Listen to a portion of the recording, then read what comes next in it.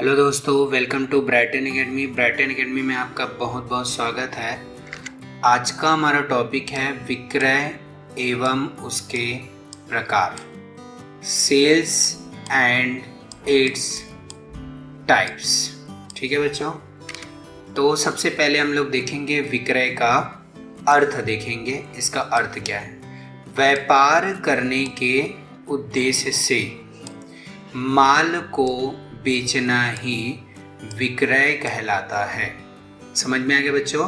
व्यापार करने के उद्देश्य से, अर्थात हम लोग व्यापार किस उद्देश्य से करते हैं? लाभ कमाने के उद्देश्य से।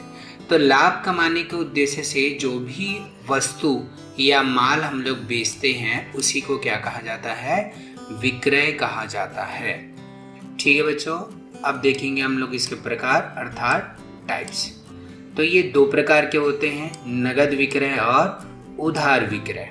ठीक है बच्चों, नगद विक्रय का मतलब होता है कैश सेल और उधार विक्रय का मतलब होता है क्रेडिट सेल। तो सबसे पहले हम लोग नगद विक्रय देखेंगे। माल को बेचते समय जब ग्राहक द्वारा माल की कीमत का भुगतान तुरंत प्राप्त कर दिया जाता है। मतलब कहने का मतलब है, ग्राहक से जब हम लोग माल का भुगतान तुरंत प्राप्त कर लेते हैं तब उसे हम लोग क्या कहते हैं बच्चों? नगद विक्रय कहा जाता है। समझ में आ गया बच्चों? तब उसे हम लोग क्या कहते हैं? नगद विक्रय। अर्थात जब ग्राहक को हम लोग माल बेचते हैं तो माल बेचने के बाद जैसे ही हम लोग उसको सामान देते हैं वो हमें पैसा दे देता है, तो उसे हम लोग कहते हैं नगद विक्रय। अब देखेंगे उधार विक्रय। उधार विक्रय क्या होता है बच्चों? माल को बेचते समय जब ग्राहक द्वारा माल की कीमत का भुगतान तुरंत प्राप्त नहीं किया जाता।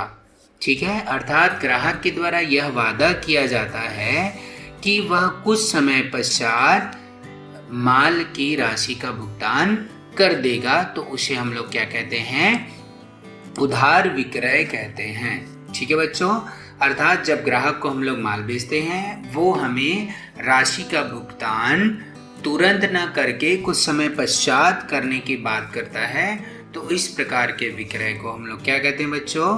उधार विक्रय कहते हैं। अब देखेंगे लास्ट में एक नोट लिखा हुआ उसके बारे में। व्यापार के लिए पूंजीगत संपत्ति जैसे कि भवन, फर्नीचर, मशीन आदि बेचना विक्रय में शामिल नहीं किया जाता है। ठीक है बच्चों, क्या नहीं किया जाता है? विक्रय में शामिल नहीं किया जाता। ये जर्नल एंट्री से रिलेटेड बात है, जो आप लोगों को आगे मैं जर्नल एंट्री सिखाऊंगा उससे रिलेटेड बात है। तो इसमें क्या बोला गया है कि जब हम लोग कोई संपत्ति का विक्रय करते हैं तो उसे विक्रय न कह के हम लोग उसे कहते हैं उस संपत्ति का विक्रय। अर्थात कहने का मतलब यह है कि भवन भवन को बेचेंगे तो उसे हम लोग कहते हैं भवन खाता कहते हैं, विक्रय खाता नहीं कहते। ठीक है बच्चों, thank you for watching this video. Please मेरे चैनल को लाइक कीजिए, सब्सक्राइब कीजिए और शेयर कीजिए।